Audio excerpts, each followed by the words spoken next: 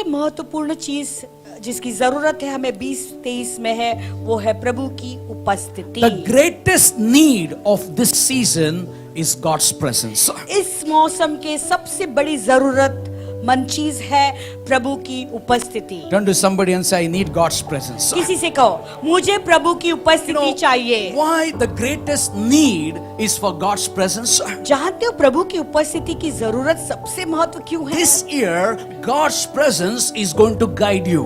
देखो ये साल प्रभु की उपस्थिति तुम्हारा मार्गदर्शन करेगा। And God's presence is going to make a way and it's going to preserve your life. और प्रभु की उपस्थिति तुम्हारे लिए रास्ता बनाएगा और तुम्हारे जीवन को सुरक्षित रखेगा। You know, the presence of God will give you everything else what you expect from the will of God. देखो प्रभु की उपस्थिति ही तुम्हें जो भी तुम प्रभु से चाहते उन सारी जरूरतों को पूरा करेगा। Isaiah is the 23rd book in the Bible. Bible में यशाया का जो पुस्तक है वो 23वां पुस्तक है। And the 23rd book in Isaiah 19th chapter verse 1 bears the witness of the presence of God and the power of God. तो यशाया की ये पुस्तक में जो है परमेश्वर की उपस्थिति के विषय में वर्णन किया गया है। In verse 1 it says, पहला वचन ऐसा कहता है, the burden against Egypt, behold, the Lord rides on a swift cloud and will come into Egypt. The idols of Egypt will totter of his presence and the heart of Egypt will melt in its midst. देखो मिस्र के विषय में भारी भविष्यवाणी। देखो यहोवा शीघ्र उड़ने वाले बादल पर सवार होकर मिस्र में आ रहा है और मिस्र की मूर्तें उसके आने से थरथरा उठेगी और मिस्रियों का हृदय पानी पानी हो जाएगा। That means there is a burden against this perishing world. यानी ये संसार के लोग जो नाश हुए जा रहे हैं उनके लिए एक बोझ In the है। year 2023, God's presence is going to ride on the clouds. देखो ये 20-23 में प्रभु की उपस्थिति बादल पर सवार होकर It is आएगा। not going to be a normal cloud or a slow cloud. It is going to be a shift cloud. लेकिन ये जो बादल होगा वो ऐसा ही सामान्य बादल नहीं होगा, लेकिन एक ऐसा बादल होगा जो चीजों को बदल देगा। This year, when the presence of God comes, the idols will totter and fall down for the glory of God. तो ये साल जब प्रभु की उपस्थिति आएगी तो सारे मूर्तें जो है वो थरथरा उठेगी और गिर पड़ेगी। This is not my word. ये मेरे शब्द नहीं This है, is the word of God. ये प्रभु के शब्द हैं। It is the 23rd book, 19th chapter verse 1. Isaiah talks about the presence of God will melt the idols. देखो यशाया का पुस्तक में 19 अध्याय पहला वचन ये कहता है Melts the idols. कि वो मूर्तियों को थरथरा कर पिघल देगा। And also the heart of the Egypt will melt in its midst. और मिस्रियों का हृदय भी पानी पानी हो जाएगा। Now let me tell you, the Pharaoh's heart was so hardened like a rock. This year, those people whom you're saying their heart is hard like a rock, in the presence of God that you're carrying, their hearts will be melt away. देखो फरौन का हृदय कितना कठोर दिल का वो था, लेकिन जब इसीलिए ऐसे लोगों के सामने आप सामना कर रहे जिनका हृदय इतना कठोर है, प्रभु का वचन कहता है कि वो सारे कठोर हृदय पिघल जाएंगे। If you read in Isaiah chapter 63 verse 9, यशाया का 63:9 अगर पढ़ोगे, the Isaiah says, यशाया कहता है in all their afflictions he was afflicted, and the angel of his presence saved them. In his love and in his pity he redeemed them, and he bore them and carried them all the days of old. उनके सारे संकट में उसने भी कष्ट उठाया और उसके सम्मुख रहने वाले दूत ने उनका उद्धार किया। प्रेम और कोमलता से उसने आप ही उनको छुड़ाया। उसने उन्हें उठाया और प्राचीन काल से सदा उन्हें लिए फिरा। Can you see three things here? क्या है आपको तीन चीजें यहाँ In दिखाई all देती their है? affliction, he was afflicted.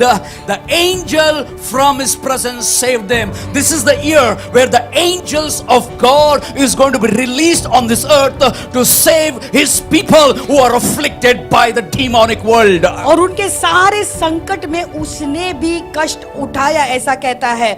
यानी और परमेश्वर के स्वरदूतों ने उन्हें जो है उद्धार दिया, उन्हें बचा लिया। इस साल में परमेश्वर के दूत आपको सुरक्षित रखेंगे। In his love and pity, he redeemed them. और अपनी कोमलता से और अपने प्रेम से उसने उन्हें छुड़ाया। This is the year of God's love that's going to show pity to save some people in your family. देखो ये साल परमेश्वर अपना प्रेम दिखाएंगे, तुम्हारे परिवार के कोई तो सदस्य को वो कोमलता दिखाकर उनका उद्धार And the करेंगे। Bible says he carried them, he bore them from the days of old. और बाइबल कहता है कि उसने उन्हें उठाया और प्राचीन काल से सदा उन्हें लिए फिरा। Oh God, how are you going to do it this year? प्रभु ये साल आप कैसे करेंगे ये? If you read in Isaiah chapter 64 verse 1 to 4, अगर यशायाह का 64 1 से 4 आप पढ़ोगे, here it was says, वचन कहता है, oh that you would rend the heavens, that you would come down, that the mountains might shake at your presence. जैसे आग झाड़ झंकार को जला देती है या जाल को उबालती है, उसी रीति से तू अपने शत्रुओं पर अपना नाम ऐसा प्रकट कर कि जाति जाति के लोग तेरे प्रताप से कांप उठे। Listen to this, at the presence of God, ध्यान से इसे सुने, प्रभु की the उपस्थिति में, mountains might shake. ताकि सारे पर्वत हिल जाते। Brother, it's not volcano, it's the presence of God. देखो भाई, वो कोई भूकंप नहीं, लेकिन वो वोल्केनो नहीं है, लेकिन वो प्रभु की It is not an उपस्थिति है। earthquake, it is the presence of God. वो कोई भूकंप नहीं है, लेकिन वो प्रभु Brother, की that उपस्थिति है। mountains are melting. That means God is visiting our world. यानी वो पर्वत पिघल रहे, यानी प्रभु हमारे इस दुनिया में प्रवेश कर रहे, This भेंट दे year, रहे हैं। there is a special year.